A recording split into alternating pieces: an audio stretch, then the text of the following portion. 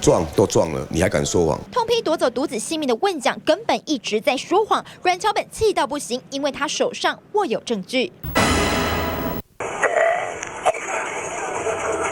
连续几声重咳，计程车开始慢慢偏左，接着闯进逆向车道，酿成大祸。听歌听得很开心，很嗨呀、而且到最后面剩下1分钟的时候，出来撞到我儿子的时候呢，他是咳嗽。我看到的画面呢，他是走来走去，所以这是气喘吗？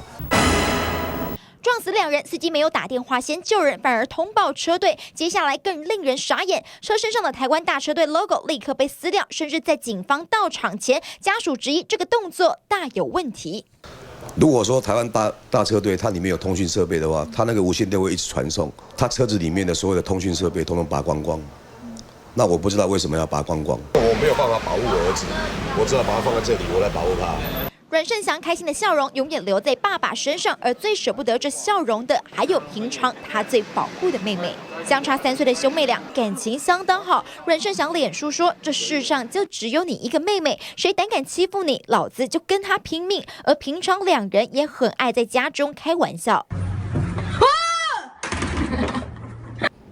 那有时候被我吓到还会生气，可是。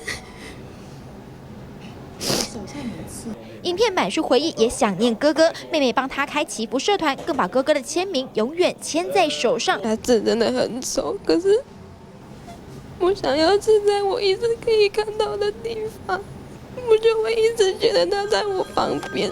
记者吕荣生、叶莹台北采访报道。